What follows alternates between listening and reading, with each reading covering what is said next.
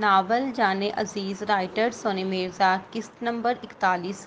فجر کی اذانیں کہیں دور دور سنائی دے رہی تھیں۔ جب شہناز بیگم نے اپنے فلیٹ کی ڈور بیل سنی تو بستر سے اٹھ کر دروازے کی طرف بڑھی۔ میرم کو دہلیز پر کھڑا دیکھ کر ان کے چہرے پر ایسی چہکتی ہوئی مسکراہٹ نمودار ہوئی تھی جیسے وہ اسے دیکھنے کے لیے ترس گئی ہوں۔ وہ امی کہتی ہوئی ان کے سینے سے لگی تو ماں جی نے جی بھر کر پیار کرتے ہوئے اس کے ماتھے کو چوم دیا۔ جب پشت پر دیکھا تو ڈارلنگ کھڑی تھی۔ امی یہ میری دیورانی ہے، میرم نے بتایا۔ اچھا اچھا، آؤ بیٹھو۔ بیٹا تم لوگ اتنی صبح صبح آ گئے اور آنے سے پہلے بتایا بھی نہیں۔ انہیں اپنے سامنے صوفے پر بٹھاتے ہی وہ شکوہ کرنے لگی۔ ہاں امی، وہ بس اچانک ہی پلان بنا۔ اچھا اریال بیٹا نہیں آیا؟ انہوں نے پھر سے دروازے کی طرف دیکھا۔ نہیں امی نہیں، کچھ ضروری کام تھا۔ چلو تم دونوں سفر سے کافی تھک گئی ہوگی تو آرام کرو۔ نہیں آنٹی مجھے اجازت دیں۔ ڈارلنگ صوفے سے اٹھ کر کھڑی ہوئی۔ ایسے کیسے اجازت دوں؟ ابھی تو آئی ہو، کچھ دیر سکون کرو اور کھانا کھا کر کچھ دن رہو میرے پاس پھر چلی جانا۔ اس کی ماں فوراً بولی۔ نہیں آنٹی مجھے تھوڑی جلدی ہے پلیز۔ ڈارلنگ امی اتنے پیار سے کہہ رہی ہیں تو رک جاؤ، زیادہ نہ صحیح لیکن ایک دن تو رک ہی سکتی ہو۔ میرم کھڑی ہوئی۔ نہیں میرم، تم جانتی ہو کہ میں یہاں مزید دیر نہیں رک سکتی، سہل کا بھی خیال رکھنا ہے۔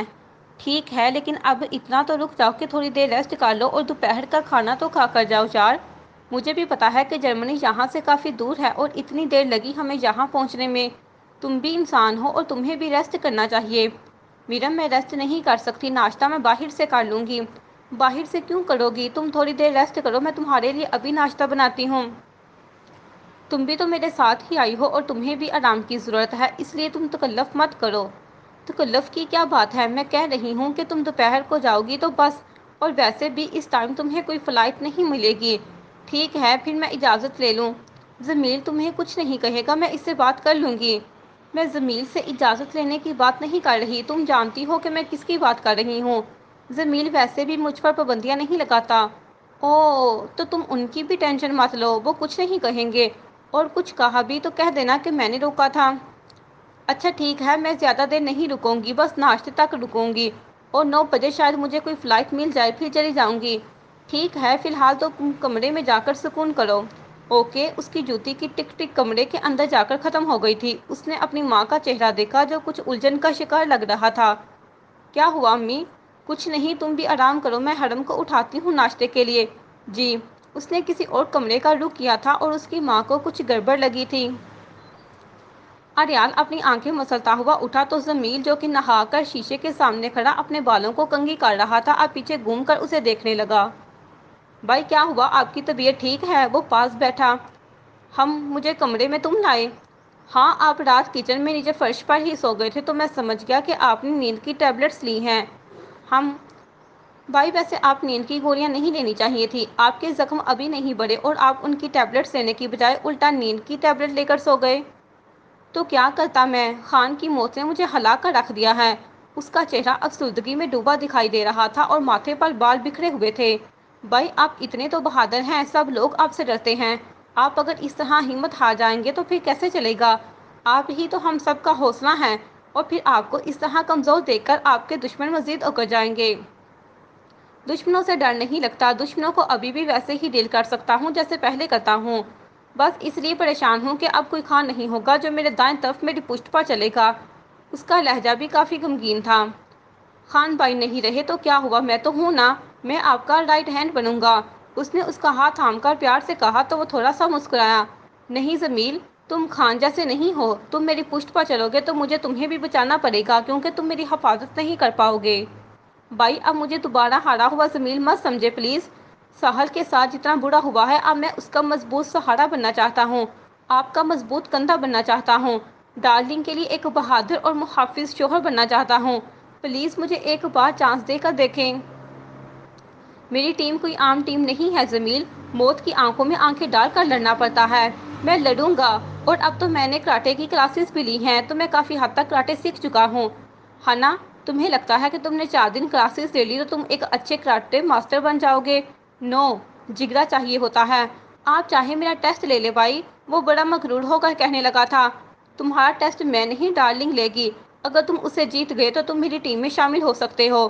ٹھیک ہے مگر مگر بھائی مجھے آپ کی رات والی بات کو سن کر بہت دکھ ہوا تھا، جب آپ نے کہا کہ آپ اب مجھ پر بھروسہ نہیں کرتے۔ مجھے بھی ہوا تھا جب تم نے کہا تھا کہ تم میرم پر آنکھ رکھو گے۔ اس نے اپنی سرد آنکھوں سے اسے دیکھا۔ بھائی میں نے رات بھی بتایا تھا کہ میں نے بس ایسے ہی کہہ دیا تھا بنا سوچے سمجھے، میں بھابھی کے بارے میں ایسا کبھی نہیں سوچ سکتا۔ اس بات کو فی الحال چھوڑ دو، جا کر سحر کو دیکھو، مجھے کچھ کام ہے۔ وہ اٹھ کر جانے لگا تو اس نے آواز لگائی، کہاں جا رہے ہیں بھائی؟ آریال واپس پلٹا، خان کی ہڈیوں کو زمین میں دفن کرنے جا رہا ہوں تاکہ کل کو کم از کم ہم اس کی قبر پر جا کر اس سے مل سکیں، لیکن اب تک تو شاید اس کا پورا جسم جل گیا ہوگا۔ جسم جل گیا ہوگا لیکن ہڈیاں نہیں۔ میں اس کا جسم بھی کبھی نہیں جلاتا اگر مجھے ان کیڑوں سے بدلہ نہ لینا ہوتا تو، لیکن میں اس کی ہڈیوں کو یوں بیکار نہیں پڑا رہنے دے سکتا۔ ٹھیک ہے بھائی پھر آپ جائیں، میں ساحل کا خیال رکھوں گا۔ بس اس کے کہنے کی دیر تھی اور وہ جاتا دکھائی دیا۔ جمیل نے خاموشی سے فرش پر ایک طرف نگاہ ٹکا دی۔ اماں جی میرم کا بھائی؟ شہناز بیگم کچن میں ناشتہ بنا رہی تھی جب خرم نے انٹری مار کر پوچھا۔ فجر کے وقت اپنی دیورانی کے ساتھ آئی ہے۔ دیورانی کے ساتھ کیوں؟ آریال نہیں آئے؟ کس طرح نام لے رہی ہو تم اپنے بہنوئی کا؟ شرم کرو کچھ، بڑے بھائیوں کی طرح ہے تمہارے۔ ماں کی ڈانٹ پر اس نے ناگواری سے ایک طرف نظریں پھیری اور پھر ڈارلنگ کے کمرے کا رخ کیا۔ اس نے اس کی ڈریسنگ دیکھی اور اس کے سوئے ہوئے وجود کو غور سے دیکھا تو رشک آیا۔ اگلے ہی لمحے وہ پھر سے واپس کچن میں ماں کے سامنے کھڑی تھی۔ اماں، ہاں جی میرم کی دیورانی کتنی خوبصورت ہے نا؟ اس کے چہرے پر ایک بھی داغ نہیں ہے اور میرے چہرے پر ہر دوسرے دن کوئی نہ کوئی پمپل نکلا ہوا ہوتا ہے۔ ماشاء اللہ کہو، نظر نہ لگا دینا بچی کو۔ آئے ہائے، میری کیوں نظر لگے گی؟ ویسے مجھے تو لگتا ہے کہ یہ میرم کی شادی بڑے ہی کوئی اونچے خاندان میں ہوئی ہے۔ پہلے اس کے ہسبینڈ کو دیکھ لو تو وہ اتنا ہینڈسم اور چارمنگ پرسنالٹی والا بندہ ہے، اور اب اس کی دیورانی کو دیکھو تو کیا کمال کی ڈریسنگ ہے اس کی بھی۔ وہ پورے ایکشن مار کر بولی تھی۔ ہاں میری بچی کے نصیب اچھے ہیں ماشاءاللہ، کہتے ساتھ ہی انہوں نے روٹی توے پر ڈالی۔ ہاں ویسے یہ میرم بڑی میسنی ہے۔ ایسے کیوں کہہ رہی ہو؟ انہوں نے تیوری چڑھائی تو اور کیا اماں، میں نے کہا تھا کہ اس سے میرے لیے بھی کوئی جرمنی میں اچھا سا بندہ ڈھونڈ لے، لیکن مجال ہے جو اس نے دوبارہ ذکر بھی کیا ہو سکتا ہے تمہاری بات کو اس نے سنجیدگی سے نہ لیا ہو، لیکن میں کہوں گی تو شاید سوچے گی۔ کہہ کے دیکھ لو، لیکن مجھے کسی اچھے کی امید نہیں ہے اس سے۔ اس نے منہ بسوڑا۔ بہن کے دل میں بغض کیوں رکھ رہی ہو؟ بغض نہیں رکھ رہی اماں، بس میں بھی چاہتی ہوں کہ میری زندگی بھی اس کی زندگی کی طرح ہو جائے۔ بس مجھے بھی کسی طرح آریال، میرا مطلب ہے کہ آریال بھائی جیسا بندہ مل جائے۔ اس نے آخری جملہ بمشکل کہا تھا کیونکہ ماں کے چہرے کو دیکھ کر ہی وہ سمجھ گئی تھی کہ اب اگر بھائی کا لفظ ساتھ نہ ملایا تو شاید تھپڑ کھائے گی۔ مل جائے گا، میں دعا بھی کروں گی اور میرم سے بات بھی کروں گی۔ یہ ہوئی نا اچھی اماں والی بات۔ اس نے ماں کو گلے سے لگایا تو وہ مسکرا گئی۔ میرم اسی پل کچن میں آئی تو انہیں یوں گلے لگا دیکھ کر فوراً بولی، واہ امی، اس بیٹی سے تو بڑا پیار ہو رہا ہے، اور میں؟ تم بھی آ جاؤ۔ ماں نے اپنی باہیں پھیلائی تو وہ بھی ایک طرف سے ان کے گلے لگ گئی۔ تم کیسی ہو خرم؟ ماں سے الگ ہو کر اس نے سینے سے لگایا۔ میں ٹھیک، تم بتاؤ؟ تمہارے سامنے ہوں۔ وہ مسکرائی تھی اور پھر اچانک اس نے ایسا منہ بنایا جیسے مچھلی آ رہی ہو۔ کیا ہوا تمہیں میرم؟ شہناز بیگم نے اس کا منہ دیکھ کر پوچھا۔ آپ آملیٹ بنا رہی ہیں؟ ہاں کیوں؟ پتہ نہیں کیوں پر مجھے گھی کی اسمیل چڑھ رہی ہے، دل خراب ہو رہا ہے۔ پر مجھے تو کوئی اسمیل نہیں آ رہی، خرم بولی۔ ہاں مجھے بھی نہیں، لیکن تمہیں کیوں آ رہی ہے؟ پتہ نہیں اماں، مجھے لگتا ہے اگر میں زیادہ دیر یہاں پر کھڑی رہی تو سچ میں یہ آ جائے گی، اس لیے میں کمرے میں جا رہی ہوں۔ اچھا ٹھیک ہے تم جاؤ، اور اتنی جلدی کیوں اٹھ گئی تم؟ کچھ عجیب سی بے چینی ہو رہی تھی اس لیے سو نہیں سکی۔ اچھا تم کمرے میں جاؤ، میں تمہارے لیے جوس بناتی ہوں، خرم اچھے انداز سے بولی تو اس کے چہرے پر ایک پیاری سی مسکراہٹ ابھری اور پھر وہ اپنے کمرے میں چلی گئی۔ اماں مجھے تو لگتا ہے کہ میرم بہانے ڈھونڈ رہی ہے، ٹھیک ہے اسے کچن میں تھوڑا کام نہ کرنا پڑ جائے۔ وہ بہانے کیوں ڈھونڈے گی؟ ہم نے اسے کام کرنے کا کہا ہے کیا؟ ویسے بھی اس کے شوہر کے بہت احسانات ہیں ہم پر، یہ جس فلیٹ میں ہم لوگ رہ رہے ہیں اس کا کرایہ اور گھر کے سارے خرچے بھی اسی کے سر پر ہو رہے ہیں۔ چلو میں بناتی ہوں اس کے لیے جوس۔ اس نے پھلوں کو نکالنے کے لیے فریزر کھولا تھا۔ ساحل اٹھ گئی تو جمیل کمرے میں داخل ہوا اور اسے بیڈ پر ساکت بیٹھے دیکھا پوچھنے لگا۔ اس نے اس کے چہرے پر ایک جھلک ڈالی اور پھر بنا کچھ کہے اپنی جولی میں دیکھنے لگی۔ بول ناشتے میں کیا کھائے گی؟ کچھ نہیں کھانا مجھے، تو جا جہاں سے۔ اس نے تو جانے کا کہا تھا لیکن وہ الٹا اس کے قریب جگہ سنبھال گیا۔ یار میں جانتا ہوں کہ تیرا غم بہت بڑا ہے اور کھانا تیرے حلق سے نیچے نہیں اترے گا، لیکن اس طرح زندگی نہیں گزرے گی، تجھے اپنا خیال رکھنا ہوگا۔ پلیز مجھے اکیلا چھوڑ دے۔ نہیں، میں بالکل تجھے اکیلا نہیں چھوڑوں گا، بلکہ ایک کام کرتے ہیں کہ تم مجھے یہ بتا کہ تیری بیسٹ فرینڈ کون سی ہے، میں تجھے اس کے پاس لے جاتا ہوں۔ جمیل، میں نے کہا کہ چلا جا یہاں سے، لہجے میں تلخی آئی۔ دیکھ، بابی بھی گھر پر نہیں ہے، اس لیے تیرا خیال مجھے ہی رکھنا ہے۔ کیوں، کہاں گئی بابی؟ اس نے ماتھے پر شکنیں نمودار کی۔ بائی کو بابی پر غصہ تھا، اس لیے انہوں نے ڈارلنگ کے ساتھ انہیں پاکستان بھیج دیا۔ کیا؟ وہ ششدر رہ کر تاڑنے لگی۔ ہاں، لیکن بابی پر کس چیز کا غصہ تھا؟ بس بائی کو لگتا ہے کہ خان کی موت کی وجہ بابی ہے۔ ایسا بالکل بھی نہیں ہے، بلکہ وہ تو ہم میری وجہ سے چلے گئے۔ آنسو ٹوٹ پڑے۔ یار، خود کو بلیم مت کر، اس میں نہ تو تیرا قصور ہے اور نہ ہی بابی کا۔ بس خان بائی کو جانا تھا اور وہ چلے گئے۔ اس کا چہرہ بھی اتر گیا۔ جمیل، تم میرا پیارا بھائی ہے نا، تو پلیز پلیز کچھ کر میرے لیے کہ میں خان کو بھول جاؤں۔ میرے لیے ان کے بغیر جینا بہت مشکل ہو رہا ہے۔ دیکھ، تجھے جینا تو پڑے گا، اپنے لیے نہ صحیح لیکن اپنے بچے کے لیے تجھے جینا پڑے گا۔ اور تو خوش نصیب ہے کہ خان بائی جانے سے پہلے تجھے اپنی نشانی دے گئے۔ مجھے اس نشانی کی ضرورت نہیں تھی، مجھے اس کی ضرورت تھی۔ اس نے تڑپ کر ہچکی لی۔ سہر، پلیز چپ ہو جا، ورنہ میں بھی تیرے ساتھ رونے لگ جاؤں گا۔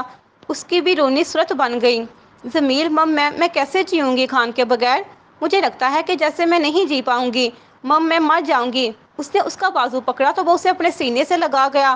سہل کھل کر روئی تھی، اس کے آنسو بھی بہے، اس نے اپنی آواز پیدا نہیں ہونے دی۔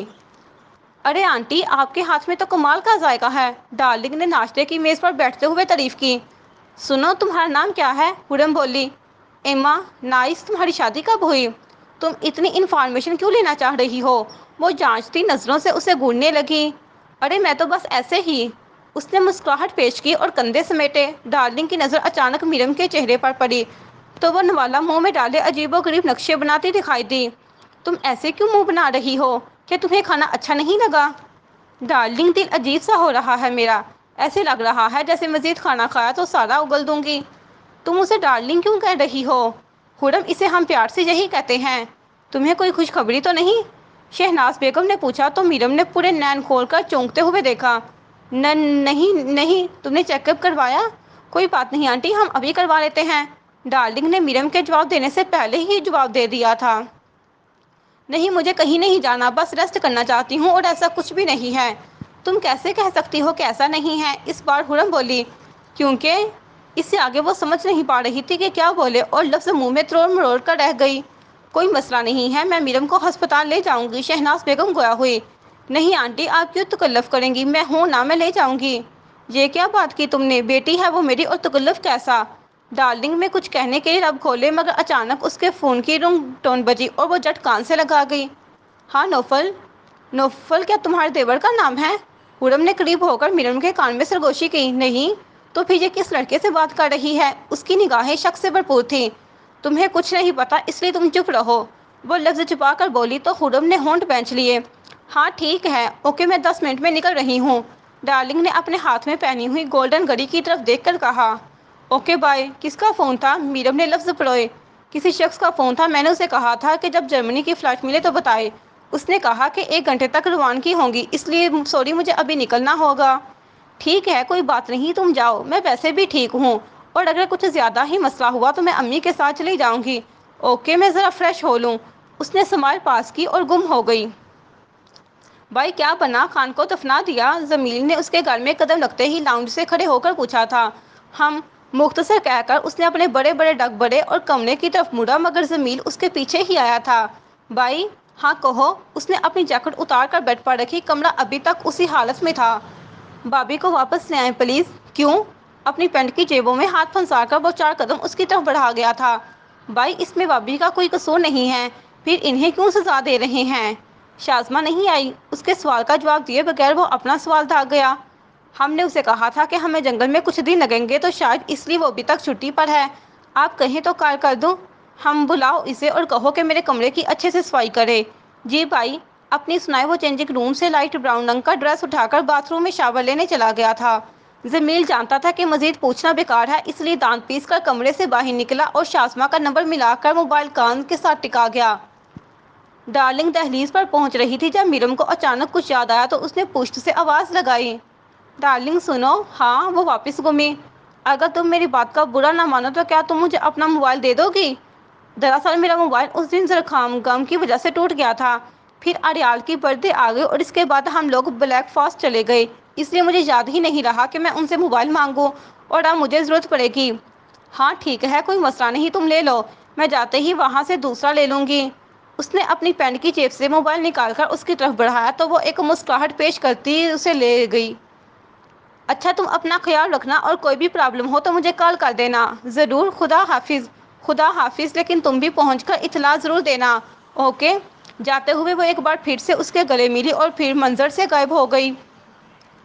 یہ رات کا وقت تھا اور اریال اپنے کیبن میں اپنی مخصوص کرسی پر بیٹھا مارلو کے بارے میں کچھ مزید معلومات اکٹھی کر رہا تھا جب زوبی کی کال موصول ہوئی۔ اپنا موبائل تو اس نے گھر سے نکلتے ساتھ ہی لے لیا تھا۔ اسکرین پر زوبی لکھا دیکھ کر اس نے نفرت سے نظریں پھیری اور پھر کال اٹینڈ کر لی۔ ہیلو، ہیلو، کہاں ہو یار تم؟ میں اتنے دنوں سے تمہیں فون کر رہی ہوں، پہلے تمہارا نمبر بند تھا اور کل جب تمہارا نمبر مجھے آن ملا تب تھوڑی دیر ہی بعد تمہارا نمبر پھر سے بند ہو گیا۔ کیا مجھ سے کوئی ناراضگی ہو گئی ہے یا مجھے بلاک کر دیا؟ وہ اس وقت مارلو کے گھر میں ہی کھڑکی سے باہر جھانک رہی تھی۔ نہیں، پہلے میں فیملی کے ساتھ بلیک فارسٹ گیا تھا اور وہاں سگنل نہیں تھے۔ پھر کل رات جب تمہاری کال آئی تو میں اٹینڈ کرنے ہی والا تھا لیکن میرے موبائل کی بیٹری لو تھی اس لیے خود بخود بند ہو گیا۔ اس نے انتہائی سنجیدگی اور مہارت سے جھوٹ بولا تھا اور وہ یقین کر گئی۔ اوکے کوئی بات نہیں بیبی، یہ بتاؤ کہ اب ملو گے کب؟ ترس گئی ہوں تمہیں دیکھنے کے لیے۔ اس کا انداز رومانوی تھا جبکہ وہ پھر غصے سے ناک پھلاتے ہوئے اپنے لہجے کو دوبارہ نارمل کرنے کی کوشش کرنے لگا۔ ہاں بہت جلد ملیں گے لیکن فی الحال میں تھوڑا مصروف ہوں تو 2 دن تک نہیں مل سکتا۔ بیبی ایسی بھی کیا مصروفیت کہ اب تم اپنے گرل فرینڈ سے بھی نہیں مل سکتے؟ گرل فرینڈ کا لفظ سن کر وہ ایک بار پھر سے اپنے ہونٹ غصے سے بھنج گیا۔ خاموش کیوں ہو گئے ہو بتاؤ نا۔ ایکچولی گھر میں کچھ پرابلمس چل رہی ہیں اس لیے میں فی الحال نہیں مل سکتا، جب ملنا ہوگا تو ضرور بتاؤں گا۔ ویٹ کرنا میری کال کا۔ میں تو بس انتظار ہی کرتی رہ جاتی ہوں، تم خود سے کبھی میسج یا کال نہیں کرتے؟ ہاں میں بیزی ہوتا ہوں نا، بتایا بھی ہے لیکن تم ایک ہی بات کو پکڑ کر بیٹھی ہو۔ اب اس کے انداز میں سختی امڈی تھی۔ او بیبی تم غصہ کیوں کر رہے ہو؟ ٹھیک ہے میں ویٹ کر لوں گی تمہارا، لیکن ہائے۔ اس کی پوری بات سنے بغیر ہی اس نے فوراً کال کاٹ کر موبائل کو واپس شیشے کے کاؤنٹر پر دھر دیا۔ اگر مارلو کو اس کی اوقات نہ بتاتی تو تم جیسی لڑکیوں پر میں تھوکتا بھی نہیں زوبی، وہ خود درستگی سے بولا اور لیپ ٹاپ کی اسکرین پر دوبارہ نظر جما دی۔ جب نینا اجازت لے کر اندر آئی تو اس نے اپنی رولنگ کرسی سے ٹیک لگائی۔ ٹائیگر ہمیں ایک اڑتی خبر ملی ہے کہ مارلو کو پتہ چل گیا ہمارا، شاید وہ جان گیا ہے کہ تم یعنی ٹائیگر اسے کہاں ملے گا۔ اس کے نہ جاننے سے بھی کچھ نہیں ہوتا تھا اور جان لینے سے بھی کچھ نہیں ہوگا، وہ سنجیدہ تھا۔ لیکن اس کی پاور بہت زیادہ ہے، تمہیں پتہ بھی ہے ٹائیگر کہ اس کے اندر کتنے لوگ کام کرتے ہیں اور کتنی بڑی ٹیم ہے اس کی، اور اب تو ہم ٹیم میں صرف 4 لوگ بچے ہیں تو اس کا مقابلہ کیسے کریں گے؟ اس کی نگاہوں میں عجیب سا خوف تھا۔ وہ اٹھ کر اس کے روبرو ہوا۔ ٹائیگر نہ پہلے کمزور تھا اور نہ اب کمزور ہے۔ اس کے انڈر چاہے جتنے بھی لوگ کام کرتے ہوں لیکن وہ پھر بھی مجھ پر ہاتھ ڈالنے کی غلطی نہیں کرے گا، کیونکہ سب جانتے ہیں کہ جو ایک بار مجھے چھیڑ لے پھر میں ایسا چھیڑتا ہوں کہ اس کی نسلیں بھی پناہ مانگتی ہیں۔ میں جانتی ہوں ٹائیگر، لیکن مجھے ڈر لگ رہا ہے۔ اگر بزدل ہو گئی ہو تو میری ٹیم سے نکل سکتی ہو، مجھے بزدل لوگ پسند نہیں ہیں۔ نہیں ٹائیگر، میں تو بس جا سکتی ہو۔ اس کی بات کو کاٹ کر وہ اپنا فیصلہ سنا گیا تھا۔ نینا دبے پاؤں چلتی ہوئی خاموشی سے باہر نکل گئی۔ رات کا کھانا بھی میرم نے بمشکل گزارا تھا اور سونے کے لیے کمرے میں موجود بیڈ پر آ بیٹھی، مگر اسے اریال یاد آیا تھا، لیکن اس نے اس کی بجائے سب سے پہلے ساحل کا نمبر ملایا۔ وہ اس لمحے پول میں اپنے پاؤں لٹکا کر افسردہ سی بیٹھی تھی جب شازمہ ہاتھ میں اس کا فون لیے نمودار ہوئی۔ ساحل بی بی، یہ آپ کا فون بج رہا ہے، مجھے نہیں سننا، بند کر دو۔ پول کی جانب ہی دیکھتے ہوئے اس نے زمانی انداز میں کہا، ڈارلنگ بی بی کا فون ہے۔ میں نے کہا کہ بند کر دو، مجھے کسی سے کوئی بات نہیں کرنی۔ بی بی جی ایسے تو آپ مزید پریشان ہو جائیں گی۔ شازمہ میں نے کہا کہ مجھے کسی سے بات نہیں کرنی اور فون کو بند کر دو۔ وہ سلک اٹھی۔ شازمہ کال بند کرنے ہی والی تھی جب ڈارلنگ نے انٹری ماری اور اس کے ہاتھ سے فون لے کر آنکھ سے ہی اسے جانے کا اشارہ کیا، پھر اس کے قریب بیٹھ گئی۔ میری کال نہیں ہے یہ، میں تو ابھی بھی یہاں پہنچی ہوں، میرا فون میرم کے پاس ہے اور یہ میرم کی کال ہے، لیکن مجھے پھر بھی کسی سے بات نہیں کرنی۔ اس کا وہی جواب سن کر اس نے خود کال اٹینڈ کی اور فون کان سے لگایا۔ ہیلو ساحل، کیسی ہو؟ کب سے کالز کر رہی ہوں یار تمہیں، میرم جٹ بولی۔ ساحل اس وقت کافی ڈسٹرب ہے میرم، وہ کسی سے بھی بات نہیں کرنا چاہتی۔ اچھا ڈارلنگ تم پہنچ گئی ہو کیا؟ ہاں ابھی بھی پہنچی ہوں۔ چلو شکریہ، لیکن مجھے ساحل سے بات کرنی تھی۔ میرم وہ بات نہیں کرنا چاہتی، جب کچھ نارمل ہو جائے گی تو میں خود تمہاری بات کروا دوں گی۔ اوکے، خیال رکھنا اس کا۔ ٹھیک ہے، گڈ نائٹ۔ اس نے فون بند کیا اور سہل کی طرف گردن ترچھی کر کے دیکھا، ساتھ ہی اس کے بال جو پونی میں جکڑے ہوئے تھے وہ بھی لہر گئے۔ ڈنر کیا تم نے؟ نہیں، بھوک نہیں تھی۔ دیکھو سہل، اگر تم ایسے کرو گی تو تمہارے بیبی پر انفیکٹ پڑے گا، اور کیا تم یہ چاہو گی کہ تم خدا نہ خواستہ خان کی محبت کی آخری نشانی کو بھی کھو دو؟ نہیں، کبھی نہیں۔ وہ تڑپی اور آنسو بہے۔ تو پھر میں تمہارے لیے ڈنر لاتی ہوں اور دونوں مل کر کھانا کھائیں گے، پر میرے حلق سے نہیں اترے گا۔ اتر جائے گا، اتارنا پڑے گا، پلیز ساحل۔ اس نے ہاں میں گردن ہلائی تو روبرو مسکراتی ہوئی کچن کی طرف بڑھ گئی، لیکن لاؤنج سے گزرتے وقت ہی یکایک ضمیل جم سے واپس آ کر اس سے ٹکرا گیا تھا۔ اف، سوری، تم کب آئی؟ ابے یار، تم جانے سے پہلے بتا تو دیتے کہ تم پاکستان جا رہی ہو۔ ایمرجنسی میں گئی تھی اور ویسے ہی واپس بھی آ گئی۔ یاد کر رہا تھا میں تمہیں۔ وہ قریب کھسکا۔ ضمیر پلیز، اس وقت گھر کا ماحول بالکل ایسا نہیں ہے کہ تم رومانٹک باتیں کرو، اس نے سخت کوفت کا شکار ہوتے ہوئے کہا تو مقابر خالی نظروں سے اس کا چہرہ دیکھنے لگا۔ اچھا، تم کہاں جا رہی تھی؟ کچن میں جا رہی تھی۔ ساحل نے کھانا نہیں کھایا تو اسے کھانا کھلانا ہے۔ کھانا تو میں نے بھی نہیں کھایا۔ ٹھیک ہے، تو پھر میں شازمہ سے کہہ کر ٹیبل سیٹ کرواتی ہوں۔ اوکے، میں ذرا چینج کر لوں۔ وہ کچن کی طرف مڑی اور ضمیل کمرے کی جانب۔ میرم کافی دیر خاموش بیٹھی رہی اور پھر اچانک اپنے جذباتوں پر قابو نہ پاتے ہوئے اس نے اریال کا نمبر ڈائل کرنا شروع کیا۔ اسکرین پر ٹائیگر لکھا آ گیا تھا۔ اس کے لبوں پر ہلکی سی مسکراہٹ ابھری اور پھر اس نے کال ملانا چاہی لیکن کلک کرتے ہی رک گئی۔ پھر ہائی کا میسج بھیج دیا۔ وہ ابھی تک اپنی رولنگ کرسی پر بیٹھا کام مصروف تھا جب موبائل نے نوٹیفیکیشن بچایا۔ پہلے اس نے ڈارلنگ کا نمبر دیکھا اور جب میسج کھولا تو ہائی لکھا دیکھ کر اپنی بوئیں سکیڑ گیا۔ جواب کے طور پر اس نے ایک سوالیہ نشان بھیجا تھا۔ کیسے ہیں؟ میرم نے اگلا میسج ٹائپ کیا۔ کام کی بات کرو، یاد آ رہی تھی آپ کی۔ اس نے پھر سے تیوری چڑھائی اور اگلے ہی ثانیے وہ اسے کال کر گیا۔ میرم نے اپنا گلا کھنکارا اور اپنے موبائل کان کے قریب کیا۔ اس نے بولنے کے لب کھولے مگر وہ پہلے ہی شروع ہو چکا تھا۔ دماغ ٹھیک ہے تمہارا ڈارلنگ؟ کس طرح کے میسج کر رہی ہو؟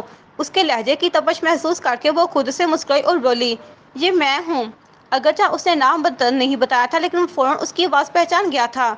پھر سے انا جاگ اٹھی اور اس نے بنا کچھ کہے کال بند کر دی۔ کال کٹنے پر میرم نے حیرانگی سے فون کی طرف دیکھا۔ جب دوبارہ کال بیک کی تو اس کا نمبر بند جا رہا تھا۔ پھر اچانک اس کی پروفائل شو ہونا بھی بند ہو گئی۔ وہ جان گئی تھی کہ اس نے اسے بلاک کر دیا ہے اور پھر تعجب سے پورے نین کھول کر دیکھا۔ اسے شدید غصہ آیا تھا اور اسی غصے میں دھندلاتی ہوئی وہ خرم کے کمرے میں آئی۔ وہ موبائل کو سائڈ ٹیبل پر رکھ کر مزے سے کمرے میں جڑی ہوئی LEDC پر کوئی مووی دیکھ رہی تھی اور اب اس پر نگاہ پڑتے ہی ششدر رہ کر دیکھنے لگی۔ حرم، تمہاری واٹس ایپ چلتی ہے؟ ہاں، پر کیوں؟ کال کرنی ہے مجھے۔ کس کو؟ انہیں، مختصر کہہ کر اس نے بنا اس کی اجازت لیے اس کا موبائل اٹھا لیا۔ اریال کی بات کر رہی ہو؟ کتنی بار کہا ہے تم سے کہ انہیں بھائی بولا کرو، کیا اریال اریال لگی رہتی ہو؟ اس کی بری طرح ڈانٹ لگا کر اور اس کے موبائل سمیت کمرے سے رفو چکر ہو گئی۔ حرم منہ میں لفظ تروڑ مروڑ کر رہ گئی۔ کمرے میں آ کر اس نے حرم کے فون سے اسے کال کی۔ اس بار اس کی رنگنگ ہو رہی تھی۔ اسکرین پر ایک ان نون نمبر دیکھ کر اسے تھوڑا شک ہوا تھا کہ یہ بھی میرم کی کال ہے، لیکن پھر بھی تصدیق کے طور پر اٹینڈ کی۔ اریال، آپ نے مجھے بلاک کیوں کیا؟ وہ جھنجھلائی۔ میری مرضی، اس نے ٹھاٹھ سے کہا۔ میرم کا انگ انگ جل اٹھا۔ کیسے آپ کی مرضی؟ مجھے جہاں اکیلا اتنی دور خود سے الگ کر کے آپ نے مجھے موبائل بھی نہیں دیا، اور اگر میں نے ڈارلنگ کا موبائل رکھ کر آپ سے بات کرنا چاہی تو مجھے وہاں سے بھی بلاک کر دیا۔ کیوں؟ کیونکہ میں تم سے بات نہیں کرنا چاہتا۔ پر میرا کیا قصور ہے؟ ہو یا نہ ہو لیکن مجھے تم سے بات نہیں کرنی، اور اگر تم نے مجھے بار بار ڈسٹرب کیا تو میں تمہیں یہاں سے بھی بلاک کر دوں گا۔ اس کے دھمکانے پر وہ پورا منہ کھول گئی۔ یہ حرم کا نمبر ہے اور مجھے ڈارلنگ کے نمبر سے ان بلاک کرے۔ انداز حکمیہ تھا۔ نہیں کروں گا، اور دوبارہ مجھے اس نمبر سے بھی تمہارا کال یا میسج نہیں آنا چاہیے، سمجھ گئی؟ نہیں سمجھی اور سمجھ، وہ تڑمڑاتے ہوئے بولی، مگر اس نے اس کی بات کو نظر انداز کرتے ہوئے پھر سے کال بند کر دی۔ میرم پوری طرح تپ چکی تھی اور جب دوبارہ اس کے نمبر پر کال کی تاکہ اسے کھڑی کھڑی سنا سکے تو وہ اسے یہاں سے بھی بلاک کر گیا تھا۔ ایک بار پھر سے اس کی پروفائل کو نہ پا کر پہلے تو اسے شدید غصہ آیا، مگر پھر اچانک وہ رونے لگی۔ بیڈ پر آرام سے لیٹ کر اس نے اپنا چہرہ تکیے میں چھپایا اور کتنی ہی دیر مزید روتی رہی۔ رونے کے بعد اکثر نیند بہت اچھی آتی ہے اور اسے بھی پھر کچھ ہی لمحوں بعد کافی اچھی نیند آئی تھی۔ جاری ہے۔